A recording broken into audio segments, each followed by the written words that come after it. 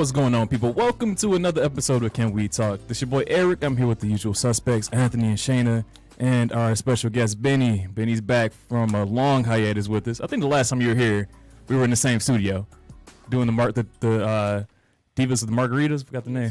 Two Divas and Margaritas. Divas and Margaritas. That was fun. Shout out to and them. can I just say Shout that out. it looks like Benny just hopped out the barbershop chair. For real. Fresh on up. Shayna's back too. Oh, Shayna, Welcome yeah, back, Shayna's Shayna. back. Oh, you mind? We missed Oh, you. we got our shots too? We got our Jägermeisters. Oh, we're going to do this an hour later, which I want to do. I'll take a sip. It don't matter to me. I'll take a little sip. I don't...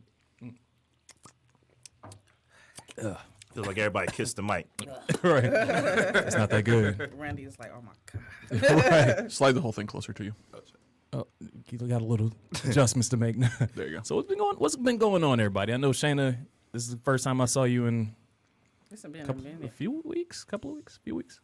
It's been a minute. How's Jordan doing? She's great. Still swimming, but now it's recital time. Oh. Which is a very hectic time of year for So- dance. Oh, so she's a dancer too. So she does swimming, dance. What else? I'm sure she Get has on my another- nerves. It costs me money. If she's listening right now, I love you. what about you, Benny? Man, it's been a while since I actually saw you. Man, it's been some months. Yeah, What's been new? What's happening in your life? man. I've been growing. You know? He's been working, man. Been He's working been hard. That's what's up. First feel myself. No. Working. Got promoted. Moved. Congrats. Avoided all baby mama claims so far. Successfully. Successfully. Right. No. Paying your own bills. Grown man. All He's a bills. grown man over here. Got the new apartment. Yeah. Living it up. That's what's up, man. Mm-hmm. I do want to get into this segment of current events because we've been having some big news recently in terms of women's rights, right? The right to choose, right? The battle between pro-life, pro-choice. Recently, a few states such as Alabama, Georgia, a few of the other states, southern states for the most part, have been passing laws that have made some pretty serious restrictions on abortion, I right? think it's up to 11 now. It's up to 11 already? Dang. I think it's up to 11. Ohio is one of the states, but I think Alabama is the most restrictive. Which Yeah. is why like everybody's talking about that particular state.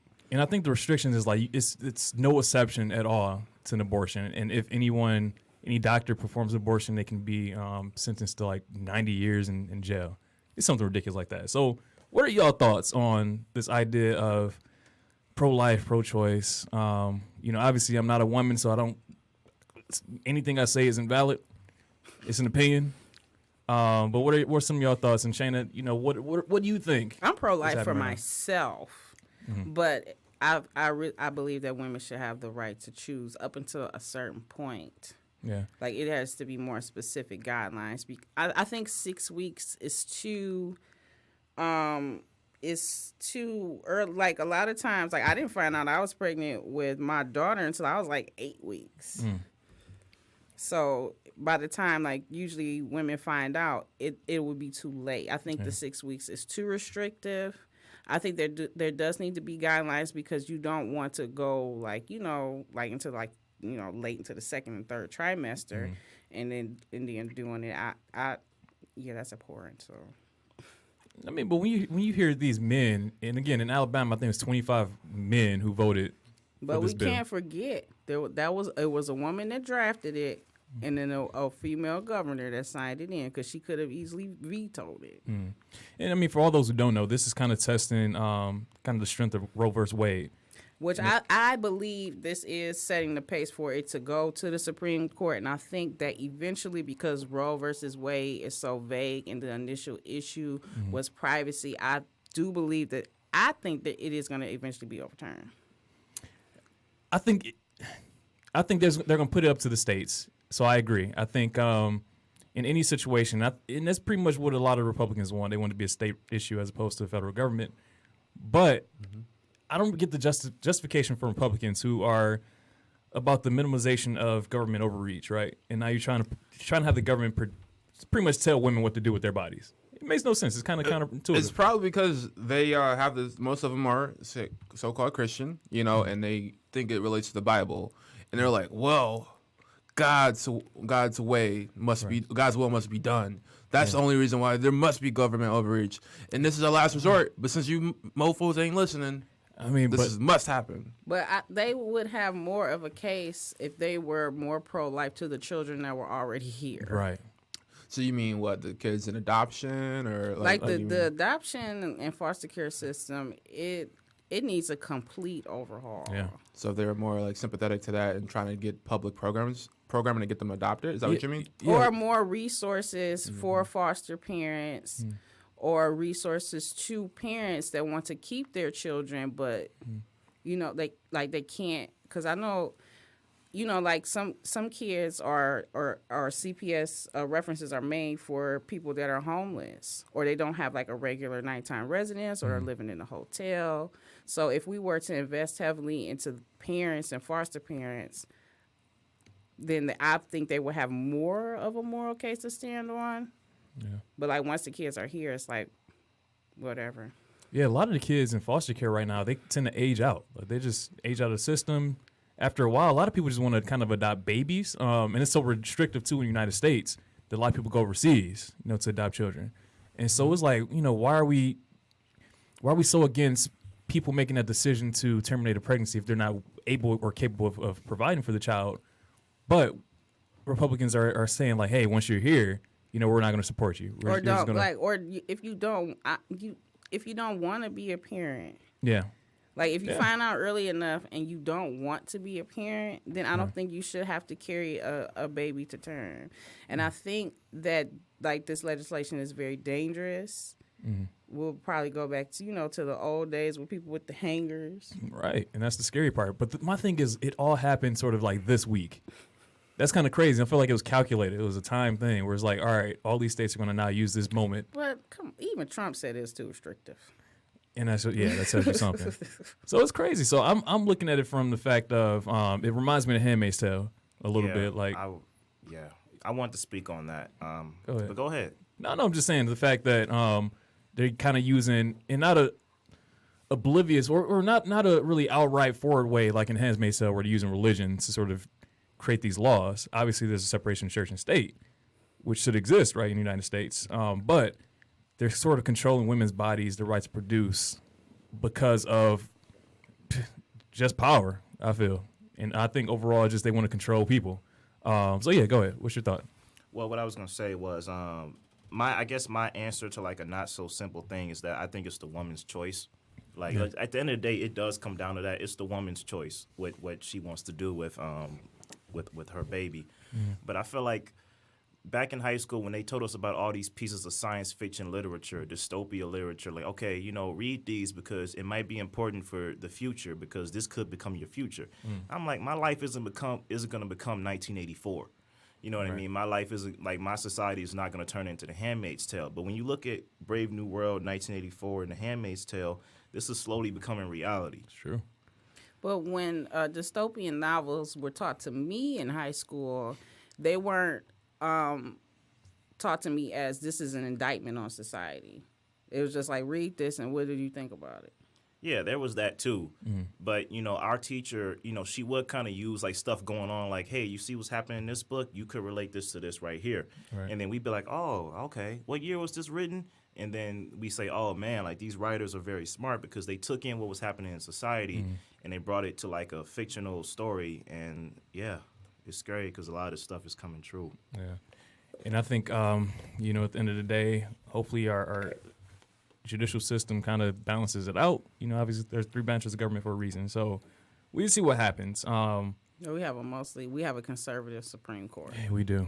And that's going to be the challenge. And we already know, you know, where we already know what's going to happen. It's kind of like predicted already, unfortunately.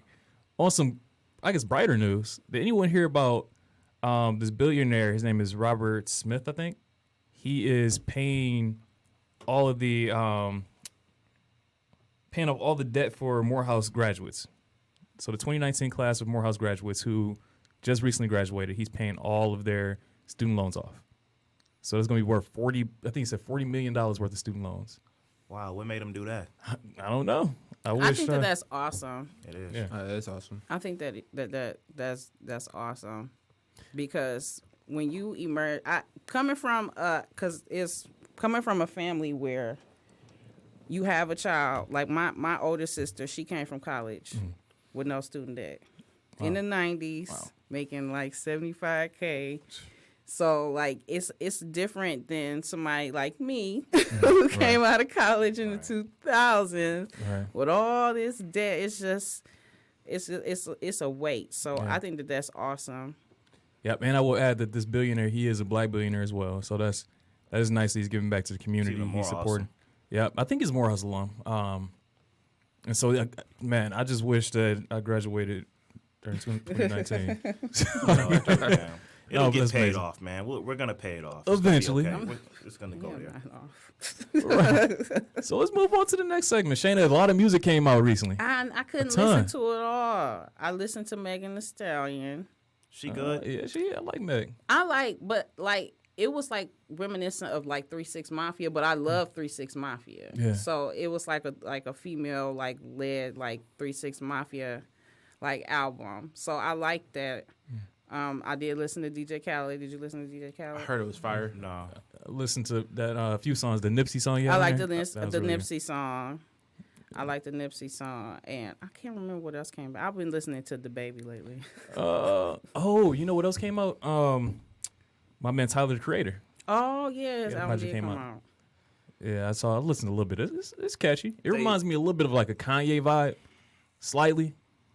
They've changed a lot. Our Future has really grown up because when they first came out, they kind of were trolls. They were making songs about different things that attracted the incel community, like rape and and murder and all that. Just being trolls, but you can see that they all pretty much matured like in present day. So I'm glad that they made maturity in their music as well. I haven't heard Igor, but I've heard mixed reactions. Logic made a song with Eminem that I heard is fire. It is. I like it a lot. Oh my gosh! Finally, somebody talked about it. You know how much Logic I detest trash. Talk your stuff, Benny. Let's go. You know how much I Hey. detest Eminem. All right, so I like stuff. that. Benny, go ahead. Wait. First All off, can I tell you that Logic? He says a lot of stuff, but it doesn't mean anything. It's just no. Oh yeah, you gotta fix that. Are you serious? No, I feel like he has a lot of hard hitting lines, right? But at the end of the day, 10% of it is good.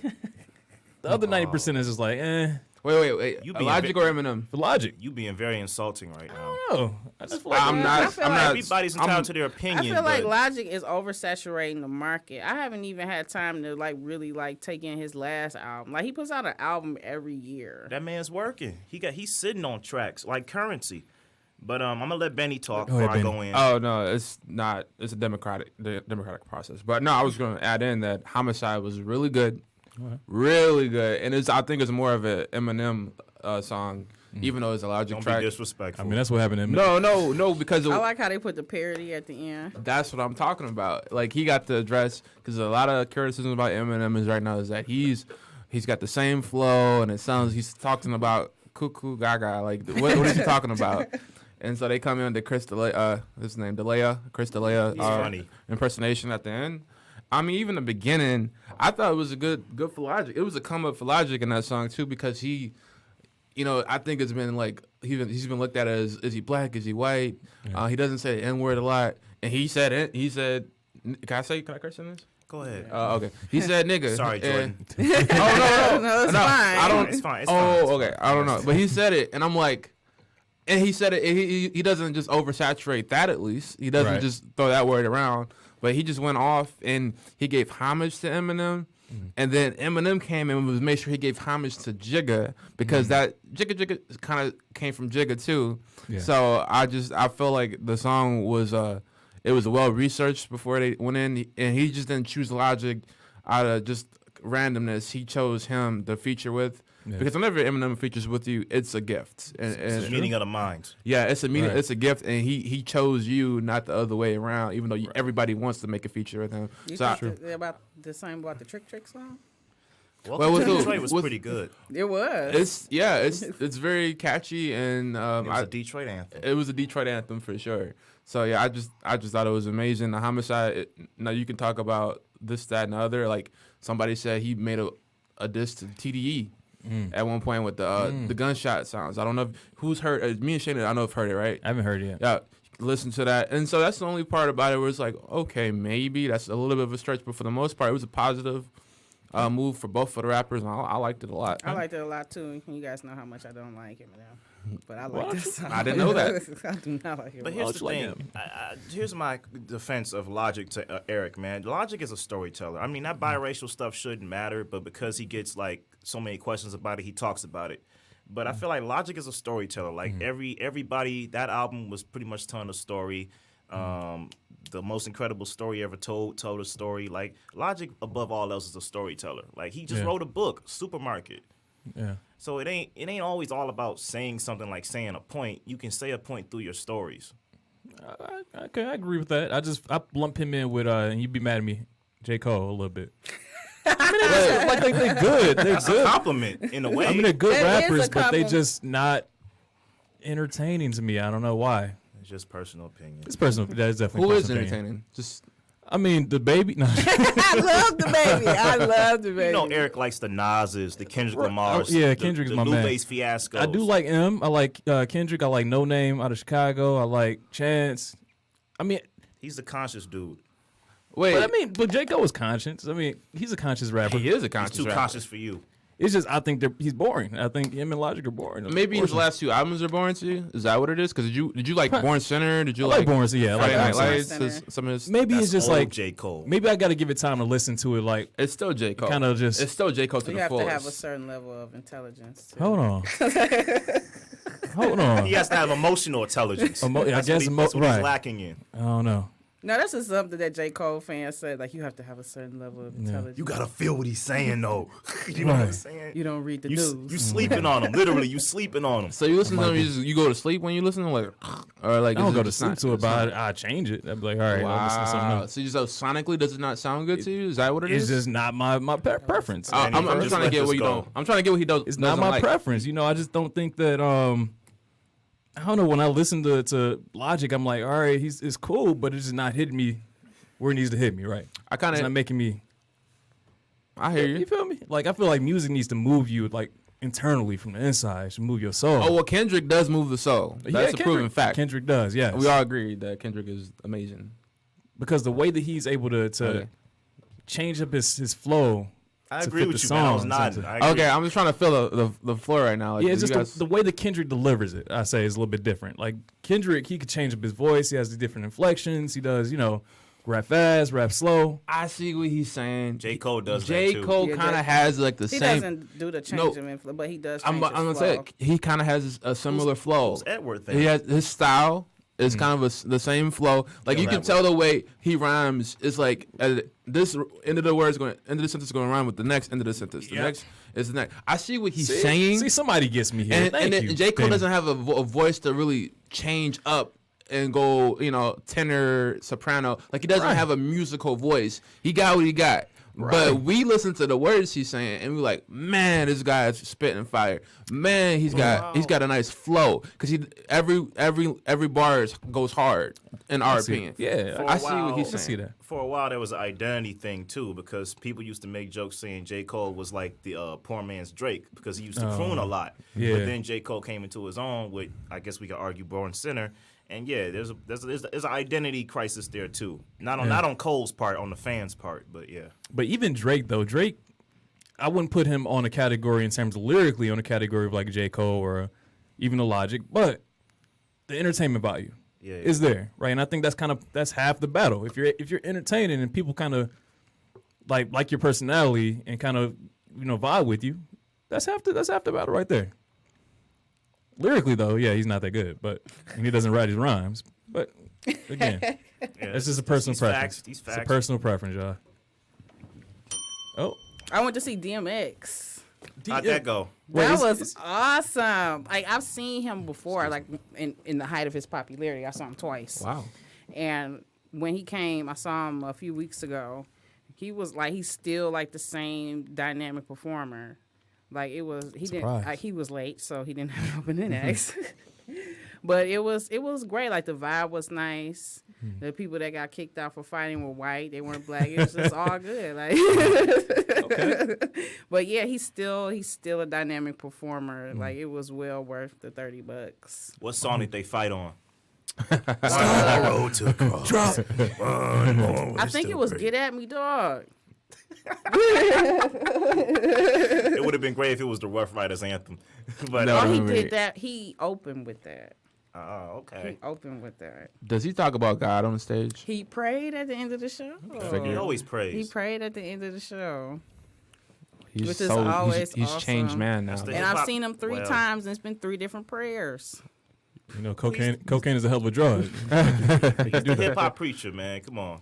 He's love he's Dino. trying though. He's trying. I do acknowledge that he does try. Every time he gets released from prison, he does try. I'm not even trying to be funny. He really does But try. it is funny. Like, you're not trying to be, but it's hilarious. He does try.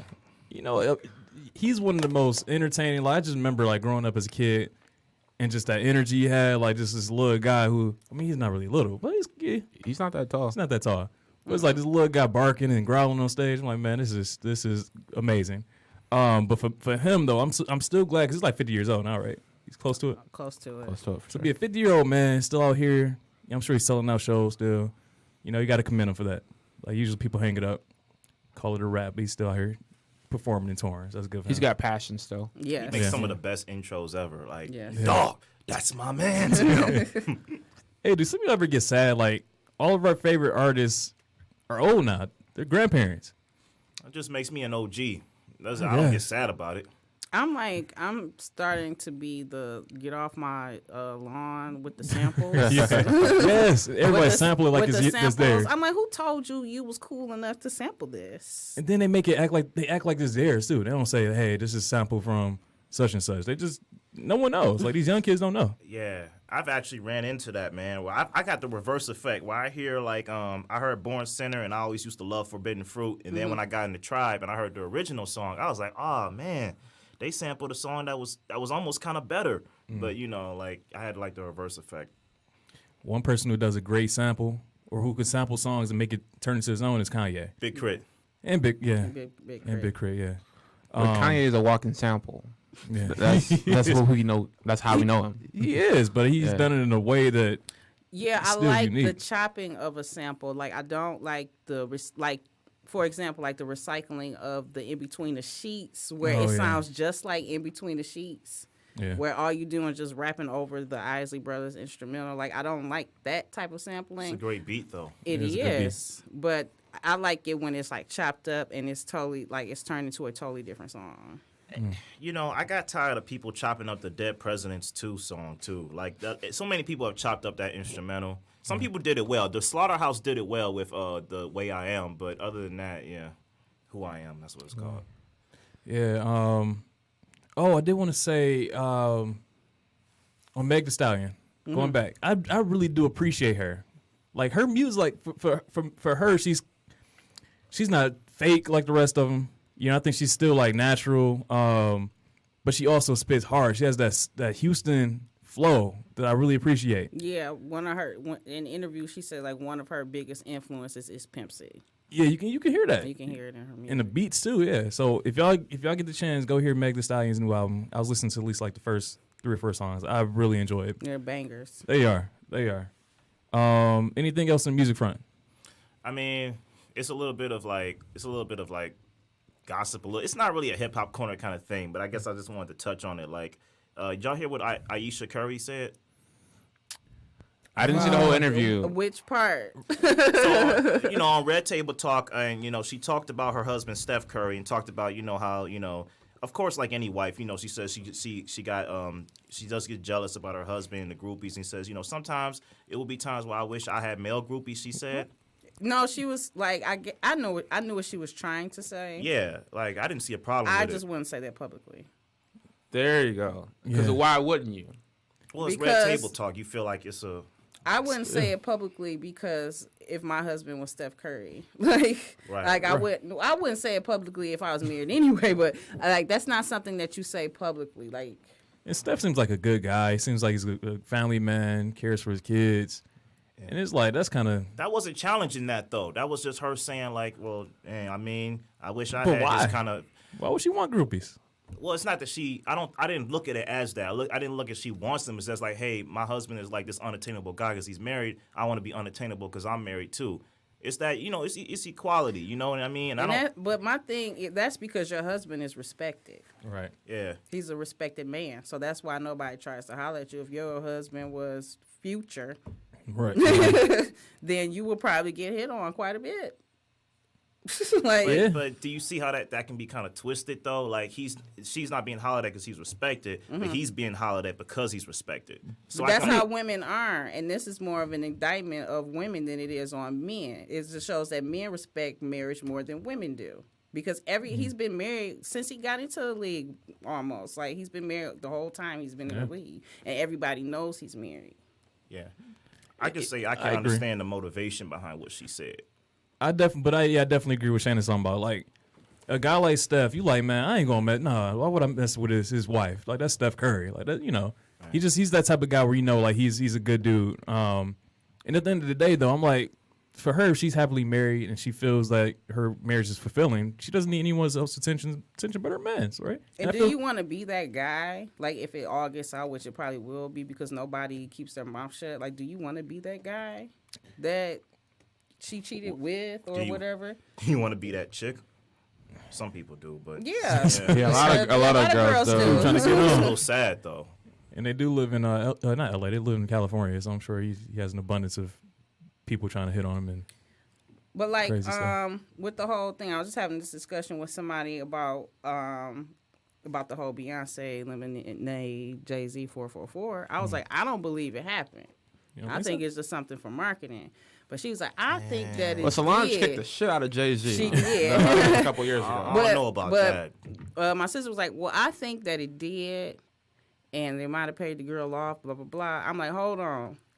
If I was the woman that cheated with Jay-Z, you don't have to pay me to keep quiet because the Beehive will ruin your life. You can't even constructively critique Beyonce. But that would still make you relevant because you got so much hate. But do you want that, Right. though? You don't want that type of relevance. Like, you want to... Well, Beehive destroyed Carrie Hilson, I felt like, in a way. Whoever speaks out against that's another Beyonce. artist. We're talking about somebody that's a nobody, though. Allegedly. Well, it kind of defamed her in a way because they had actual beef and Beyonce just rose above it and got bigger. Yeah. But you're talking about somebody that's famous, somebody that's already famous. Well, there's a difference. Yeah, that's true. Yeah, but I've not seen anybody get famous off of hating. I mean, they'll Beyonce. buy, she wrote a book, they'll buy the book, but they will show up to the book signing with tomatoes. That's true. Hey, but some people don't care. It's like, hey, any attention is good attention to me. So, I mean, personally, I think that'd be a bad decision to mess with any celebrities, or especially Beyonce's, in her situation with Beehive. Truth be told, based off who Beyonce is, we'll never know if something really did happen because she wouldn't want nobody to know because out of respect for actually Jay-Z, because she actually loves Jay-Z to death. And she wouldn't want somebody, the father of her kids, to go down as a cheater. Listen, she, as pro-black as she is, that's the last thing she wants, another famous black icon to get defamed or be infamous for some reason, where she can prevent it. Yeah, but we know Beyonce could fix some stuff like that first pregnancy because we know she wasn't pregnant. Yeah. See that? You said the stomach caved in. Y'all don't remember that? I remember that. When she was pregnant with Blue, she did an interview on like Channel 7 or with ABC. She sat down, her stomach caved in. It's like a pregnant stomach doesn't cave in, that way. So I think there's been speculations that the baby was just a little investigator over there, ain't you? Right. I'm like, this is it was like everywhere. Yeah, this is big news. This was out. What, 4 or 5? No, Blue's like 7 now, right? Yeah. Blue's, yeah. I don't be into the news like that, but all right. I hear what you're saying, Benny. I hear what you're saying. So let's move on to Anthony's 2 cents. What's going on with you? Nothing much. I haven't really been to the movies that much. I've been writing and just focusing on that. But my girl and I, we did watch the extended edition of Fellowship of the Ring, and would they add another hour? Right. It added another hour. No, it's all entertaining. It's all visually imaginative and everything, just like when I first saw it in theaters. Peter Jackson did his thing, but I mean, like, that's like... Do we really need another hour, though? I mean, it did, like, add context and more depth to some characters. Like, Sean Bean, like, his character, it added more depth to him with extra scenes and all that. Yeah. It is needed. Like, some of the minutes were needed because we just wanted to give it a try. But it was pretty good, man. It was a was a nice 4 hours, and the Gandalf scene, his final fight scene with the demon thing was even more epic. Man, 4-hour movie though, like the 3-hour Endgame, that was already a little bit excessive. I mean, I watched it because obviously it's Endgame and it's Avengers, Yeah. but I don't know if I could do. But 4 it hours. wasn't like It wasn't Deathly long Hollow. enough. Yeah, it wasn't. I like, love that game. It I love wasn't that like game. Deathly Hollows where it's a bunch of wind blowing for 5 minutes. It's like Yeah. you could have put some dialogue in here, some action. Right. It's just Just the win. Definitely Hollows went hard to me. I like those two films. So other than that, I kind of wanted to listen. I wanted to listen when it comes down to like final seasons of shows that everybody loves.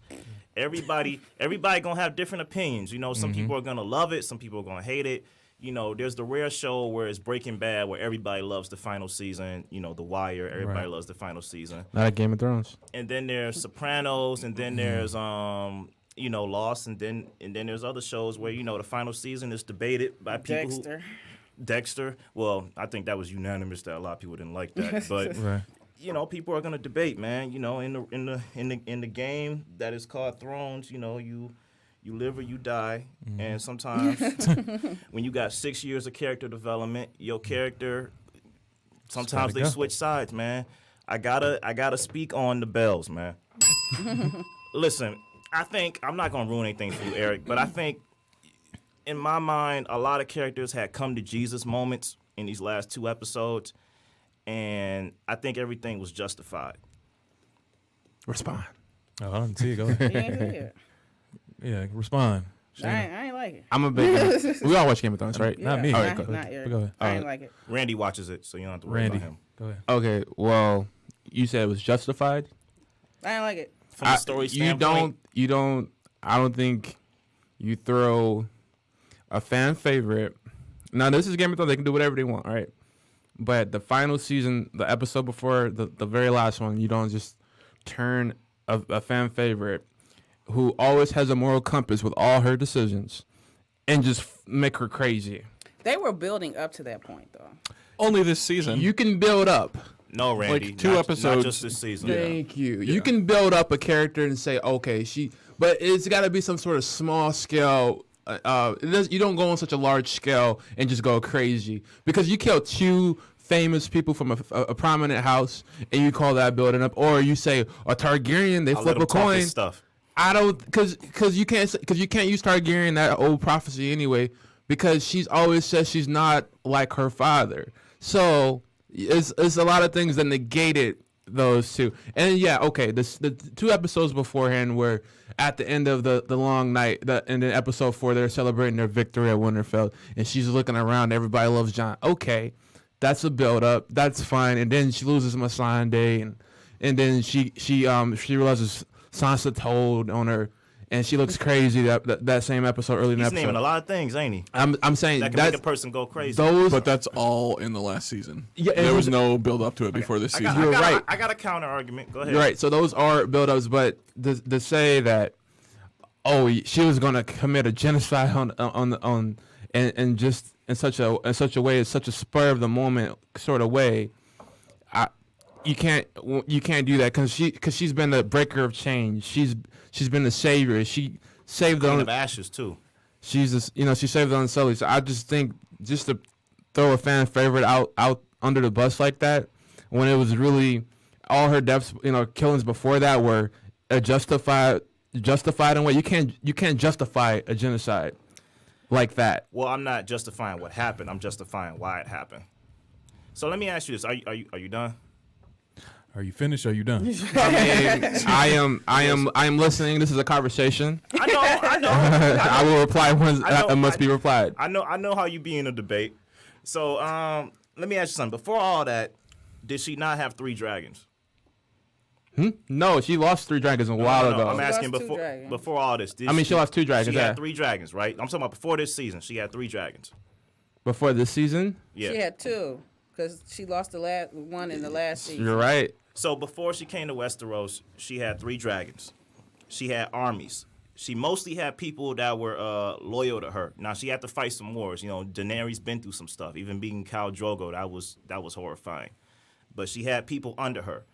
Daenerys mostly had it easy because she had loyalty. When she came to this other place where more people were more allegiant to this side and not really to her, the man started getting credit instead of her, meaning Jon Snow. Things started changing. You lost your baby to the ice guy. Lost your second baby to a Greyjoy. Things start changing. Your most loyal servant, like you said, gets axed in front of you.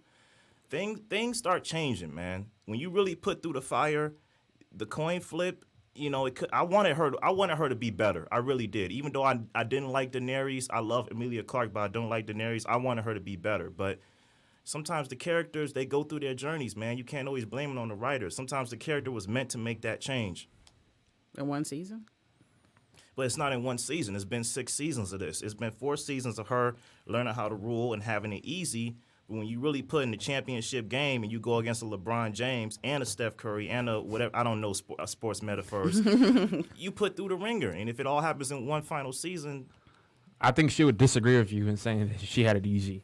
Her character would say that. She had nothing easy handed to her. Since she was a kid, her family, her parents were killed. I'm talking about her exiled. Yeah, she was exiled. She didn't have it easy. She didn't grow up like royalty. I'm talking about her in rule, though. In her in rule, she had it easy. She had to earn her army. She had to. She got fortunate with dragons. That's the only. I'm not taking away her credits. Those were gifts, but her decision making had to be on point when she ruled over her kingdom before she came to Westeros. It was. She had to be very diligent, fair. This is before she had Tyrion to help her and all that. She had Jorah, and she had opposers that didn't have dragons. but she was pretty much looked at as property by her brother. She was nothing but a tool to him, so he can get back into. That was before the dragons. Get into power. So you're saying how she started off, and I'm just letting you know she did not have it easy. Right, that's established. But I'm saying when you do have the dragons and you have the major weapon and you big balling and all that, when you get put back into the ring of fire and you lose some of that, you gotta learn how to move. She learned how to move, and the coin flipped on the wrong side. Well, that's when Jon Snow should have went crazy. See, that's something else too. But Always got treated as a sad baby. Yeah, Got murdered by his boys. Catelyn Stark didn't love him because he was a bastard, so we thought. She treated him like nothing. I'm listening to Shayna. And that's the argument. Jon could have ended up mad like a Targaryen too, because that's secretly like what he is. But his coin didn't flip on that side; it flipped on the other side. Now, I mean, we can keep going into this, but I don't want to leave Eric out. I want to say something about. I'm listening intently, y'all. Me too. I want to talk about Jaime though. Like, oh my God, I really feel like they dropped the ball on that redemption story. See, but was it meant to be that though? Like, was that meant to be the ending? Because when you got Jaime, you got somebody that leaves somebody that was cruel and cold for somebody that's noble and a ride or die like, well, Cersei was ride or die too, but a ride or die like Brienne, he wrote her the for her. He got his hand chopped off defending her. Right. And, he was becoming this good guy, this noble guy that wasn't going to end up cruel like his father, Tywin Lannister, and all that. But he lived this lie, and we all believed in it too. Like, yeah, Jaime, he's going to be all right. But then you got the one moment where Sansa says, "Look, man, your sister, baby mama, been out of pocket for years, but it's sad that neither one of us going to be there to see her head get chopped off." All of a sudden, he says in his mind, "Wait, she about to get gone?" I guess. And I could tell he was wrestling with himself, but he had to pack up and leave because he told Brienne, "Listen, this is a woman I would have destroyed castles for." And he made a foolish move. We all agree that it was a dumb move, but at the end of the day, sometimes, like I said, him and Daenerys, sometimes the coin doesn't flip on the side we want it to as fans. You know what else was dumb? That fight between him and Euron. Yeah, I think that was just entertainment's sake, but that was a nice little. I don't know. I enjoyed that, but I did feel it was a little too convenient. I kind of want to say, what's the point of Euron's character? I know in the books he's supposed to be this great character, but he's the foil to his brother Theon. Mm-hmm. You mean his antagonist? Is that what you're trying to say? Well, that too, but foil meaning you got this one Greyjoy who was making this dynamic change, and this other Greyjoy who was just straight trying to be a badass, he's the foil to Theon who changed, but he didn't change. He just stayed like the Greyjoy in the worst sense. What is it? We bow down to nobody. What's their saying? We do not sow. We do not sow. He was trying to be that, but in the worst sense possible. Like the best Greyjoy in the end was the sister. Yara. Yeah, of course. Yeah. I didn't Who enjoy is? his Where character. is she? She's ruling. She just her homeland. chilling. She went back to the homeland. Yeah, she went to take it over the Iron Irons. I mean, can we get a glimpse? Can we- Yeah. No time. Sorry. Listen, man, we got They were offered 10 episodes, but only chose to do 6, Yeah, so yeah, we can't show the 6. details to Listen. wrap things up successfully. we got one more episode here, man. You Should've had know, 10. I don't want to hear no sniffing when some people get got. You know, I just feel like this is I defend this final season. I think it's cool. Like I feel like a show is great when there's so many polarized responses to some people saying I don't like this, I do like this, and everybody has respectable opinions on why they like it and why they I don't thought like something was great. It was unanimous. Ooh. it. Nah, it doesn't have to be unanimous. I mean, Lost was great, and everybody is like split on that final season. No, Dex- no But one's gonna be you satisfied. can't find people But that we are all- split on the Breaking Bad. There season you go. finale. That's true. Well, Breaking Bad just dealt with it really just dealt with Walter White's universe. You know, Game of Thrones is like a wide universe of storytelling. Yeah, there's no set character. You're right. There's no character we can point out and say this is their story. When you're it's in- a culmination of people. Yeah, like when you're in like an insular universe, I think that's the right word. Like Walter White's New Mexico, then Breaking Bad. It's not gonna be hard to wrap that up tightly. And I'm agreeing with that because George R.R. Martin said it himself that there's no character you can say this is his story. Like I made it so everybody had a different perspective and a different story. But yeah, just to go back on that, and I gotta agree with Shayna because she's on fire. Yeah, like I looked at you want to go facts wise, the Rotten Tomatoes score for this season has been the lowest of all seasons. So how's that facts? That's all opinions gathered together. Well, if you don't follow some sort of criteria, Anthony, you can't. Who can agree on anything? It's your criteria though. It's not my. I just what you think I about just it. quoted somebody else's criteria, a trusted source people look to, and Trusted? It's just a bunch of opinions put together. it's not just my opinion, Anthony. I'm letting you know there are other I'm people's talking about Rotten opinions. Tomatoes. I'm talking about Rotten Tomatoes. Yeah, that's a pretty high. So anyway, just to go back to the point, this season is controversial, and but I'm trying to support you too. Like Jamie, at first I didn't agree with it. Why character build him and have him have this redemption arc if he's gonna go back. But if you look at who Jamie is, a lot of it is kind of based off of his connection with Cersei. If you want to look at his role at King's Landing, being in the King's Guard, he never wants to be on the throne because he wants to be with Cersei, and he doesn't want to have to get another wife. He had these children, all the evil things he's done. Forget the Kingslayer thing, because that was actually a good thing we found out later in this. That was a good thing he did. Him pushing the Stark kid Bran off the cliff. Him just doing all the treacherous things was in allegiance to Cersei. When he started to do something good, Cersei and him had a falling out. So I like it, and plus it goes with the prophecy of them dying together. What's the horse Branson and Arya Uber? Oh, the pale white horse. I think that's a metaphor for war. Like that was more like a symbolic ending. Or death. It did have a symbolism to him, because if you guys go back in the episode, the woman and the girl that Arya was trying to save, the little girl was holding a little white horse. Yeah. I forget the symbolism, what it means, but it did mean something, like Anthony's alluding to. Yeah. So are we ready? I'm ready for tonight. Well, I know everyone's gonna be disappointed, so just brace We're yourselves gonna be for that. disappointed. I'm but disappointed even the actor that plays Jon Snow, they asked him to describe the series finale in one word. He said disappointing. Again, what he said? He's an actor, but he's also a viewer. Bryan Cranston couldn't have, well, no, Breaking Bad's great. But I mean, like they're actors, so they're viewing it as well. You know what I mean? So everybody's gonna have different opinions. That's sad. Well, That's no, it's sad. not. No, it's not. It's not sad at all. Disappointment's not sad. No.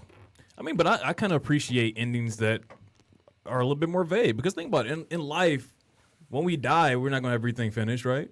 Right. It's kind of just like a representation of that. It's like things are going to be left That's unsaid. not why people watch TV, though. But I mean, Well, People watch TV to be entertained. but again, it's realistic though. I mean, as realistic you can be about people in some. there's certain. It's still more realistic than Power. Yeah. Yeah. There's certain endings where writers just write it just to finish it and don't care what the audience thinks. They just say, okay, we're just gonna do it like this and throw it away. David and DB, I think they know what they're doing. They've been knowing what they're doing for like 8 seasons. I don't think they're just writing it just to write it and say, forget what the fans think. I think, and it's not even the writer's fault. Sometimes the story tells itself. Right. I can say that as a writer. Sometimes the story tells me how it's going to end when I think I know how it's going to end. But like The Sopranos, like when he got shot, that was the end of his story. So it's just like, that's and what people happened. are split on that. And we don't too. even know if he got shot, but it could be a symbol that he got shot later on, maybe not that night. But, again, the story told the writers how that was going to end, not exactly the writers telling the story. Yeah. I don't know. That's how I feel. All right, what's the main topic today? I'm excited. Last The night. main topic. We've been Last talking about episode. everything for 40 minutes. Oh, we're doing names, right? All right. What's in the name? Yeah, so what's in a black name? We should say it like that. What's in a black name? So, Eric. This is mildly racist. No. No, what's in the name? I think people have the right to name their child anything they want to name their child, right? I think we'll have to conform to a set of rules or standards when naming your child. Obviously, you kind of want to set them up for future success, and a lot of Right. that is predicated on certain norms, societal norms. So I can understand that. But again, if you want to name your child Umbrella or Apple or granola, do what you want to do. Man, all right. Apple's okay, but Umbrella, come on, bro. I know somebody named Castle. Or Beyonce, name your child Beyonce. I've seen some Beyonces. Beyonce's a great name, actually. Taken away from like what Beyonce has done. Beyonce is a pretty nice name. Solange is a pretty beautiful name too. Yeah, I like Solange. They got some beautiful names. But I do think like sometimes I don't have a kid. And maybe Shayna can speak to this, but sometimes when I do think about baby names, I do think, okay, if somebody sees this on an application for when my baby is getting a job or when my baby is doing whatever, will society be better by the time they're grown, or will society still be the same as it is with me? Most likely it won't. It will still be the same. You can't wait on society. Yeah, so I do gotta keep that in mind. But I don't know. The names are a pretty strange thing. Like you want to know like what, like when you call your daughter like, what's my girl from Cosby Show, Tempest, Tempest Bledsoe. Yeah. That sounds like a beautiful name, but when you think about what Tempest is, temptation and stuff like that. Like I remember I was watching this movie called Freakonomics, and there was one woman whose name was Tempest, but because her mother loved Vanessa on Cosby Show, but she grew up to be really a tempest. You know what I mean? She got in trouble with the law, had a lot of boyfriends, and so her mother was like, "Dang, like is this just because I named her this name?" Self-fulfilling prophecy, huh? Yeah. I don't know. I mean, what's your thoughts? You're a parent, Shayna, you had to go through the naming process. Jordan's a great name. Jordan is a great name. It's a very common name. Everywhere And it's a she gender-neutral goes, name, too. there's at least one other Jordan, and it could be a boy or a girl.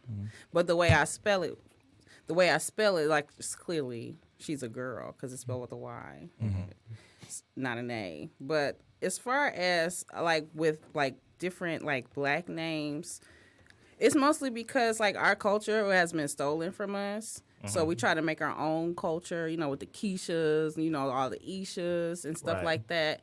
So, and like your name, it should not determine your destiny, but it often does. Like they've done studies where people have the exact same resume. Well, if it's a Keisha Jones name at the top, she's less likely to get a call back. Right. Yeah, and sometimes you got the negative responses to this, where you got the Raven Simones, who's named after a bird, who was on The View that said, "Look, if I see somebody on my resume and their name is Watermelon Drea, I'm not gonna hire them."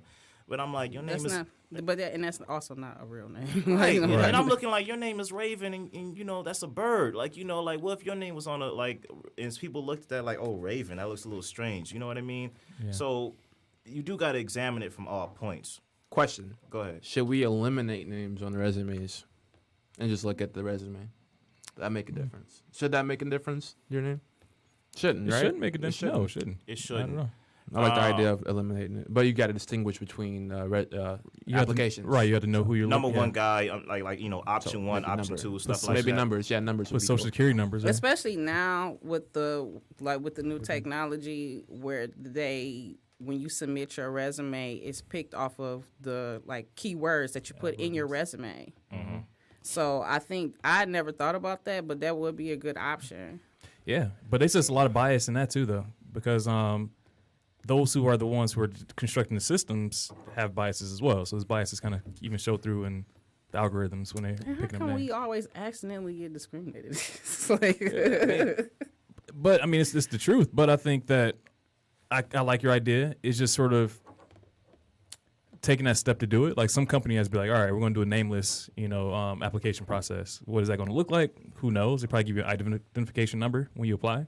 But I think that could be a great way of alleviating those biases. I think it's real. And I do a lot of HR work, and I see some names, and I'd be like, you know what? I don't know why your parent named you this, but again, it's not about that at the end of the day. And that's sad because I know you're so progressive. And you're Right. Very. So I don't really care about your name, but And unfortunately, it's a real thing. yeah, because it can be a child thing too. Like there's a there's a woman I know, like her name is Takira, and she tells everybody like just call me Kyra. And then I'm like, one day I asked her, I said, well, why Takira was a pretty cool name. She says, no, the "ta" isn't necessary. I don't know why my mom gave me the "ta." I like Kyra, and she said that, she dealt with a lot in her life where, on an application, they see Takira and they might go like, I don't know about her. But when she came in the meeting, they were like, oh, you They really blown by are like what we're looking for here. They didn't tell her, like they probably told her like maybe like some months into the employment, like, hey, I gotta be honest, when I saw your name, I was like, what's the "tough" for? And you got kids like write that. down? She's supposed to write that type of stuff down. Yeah, like kids like that, I mean, not kids, but, people like that, they look at it like, like, why was I named that? You know what I mean? So there's that part of it. What about age-appropriate names? Like, or names that don't age well, right? I was thinking about that too. Like, Yeah. what? Cletus. Like, it's cute. It's a cute when you 9 years old, your name's Kiki or something like that, right? Or But then D, when you- or maybe D, or I don't know. Right, I'm just trying to think of something. But Yeah. when you like 45, 50, 60 Sherman. years old, well, Sherman is an old man name. If you name Sherman, you That's pay what him. you mean, I right? paying bills I right out remember when my daughter was in kindergarten and she was telling me about this boy named Lonnie. Like, Lonnie this, Lonnie. Lonnie that. I'm like, Lonnie. Lonnie sound like a 50 like year He, an old. old I was man. like, he must be a junior or something. She said, he's a third. Right, yeah, Lonnie is like Lionel. Lionel, right. So some old names. yeah, those man. old, right? I have an old name, Benny, which is a pretty old name. But I get, it's some you can work with that. Right. I got called Little Benny by Benny my family. So It's not short for anything. It's just Benny. it's just Benny. Yeah. So but you can call me, Benji was a nickname I got. Like it's Yeah. you can work with it, and it's kind of a cool name because you don't really hear it that often. Yeah, that's true. So it's even though it's really, I'm a fourth, so it's a really. Oh, and down, yeah, whew, Yeah. passed down to generations. But yeah, stuff like that. That makes sense. When you a Cletus or Clarence or Benny, Yeah, Clarence. Yeah. I like right, that one. and you're junior or a third, that makes sense, right? Because it's just passing the name down. But again, you have to have that foresight to look. All right, well, my kid is a grandparent. Do they want to be called this, or do they want to when they So you just got to be aware of that. And then when I asked my mom about my name is Shayna, and she said she wanted it to be short because she saw my older sister, whose name is Sharita, when it was time to learn how to write, like she struggled because her name was so long. Yeah. And then I have a deaf friend where there's like a rule, like if you get a deaf name, if your name is longer than 3 letters. So both of her kids have names that are only 3 letters long. Wow. I mean, but when you think about it, this isn't. It's a common issue anytime when you're adapting to a society that you're a minority in. You got to sort of deal with these things, right? And I look at people who my Middle Eastern friends or my friends who are Asian.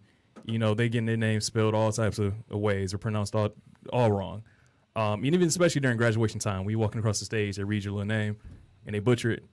Yeah, that's the worst part. But And then it makes me sad when they have to conform. yeah, Like you'll meet someone that they've told you their story of how either they came from another country or their parents came from another country, and then they'll be like, "My name is Lucy." yeah. And be like, "Well, no. What's your real name?" And then they'll tell you what their real name is, and it's like, no, like don't. Like it makes me I was telling my mom about Alexandria Ocasio-Cortez, where she had made this video in college, and in the caption they said her name was Sandy, and I said that makes me sad, Right. because she has to shorten her name in order to conform, and her name is not difficult to pronounce. Yeah. So they're trying to adjust to long. our culture. It's right, it's long, but I mean, I have a Sandy. former coworker named Alexander who went by Sandy. Whoa. It's, Alexander is a great name to shorten. You can go by Lex, you can go by Alex, Alex. you can go by Xander. I know Alex. Yeah. that's a girl, and I said, "Oh, is it Alexandria?" She's like, "No, it's just Alex." Just Alex. Because nobody's gonna call me Alexandria. So y'all, let's wrap this up. I will say for me, at the end of the day, it's and this is gonna sound cliche. Who cares what the name is? I don't think names are a self-fulfilling prophecy. I just think that it's what the parents kind of wanted to express as their child, or just wanted to call their child. So I don't really see a big deal in it. Obviously, you do have to be aware of some things, especially when you have a name that doesn't conform to, the general social norms of that culture or cultural norms. So you have to be aware and make sure that you tell your kids you may have some issues or problems. But again, I don't think anyone should have to conform to any set of standards, when naming their child. It's what's in you, not what's on you. Exactly. Anyone else? Anyone else want to add something? That was my statement. It's what's in you, not what's on you. Well, this has been another great episode of Can We Talk. Please like and share, subscribe, and we'll be back again next week.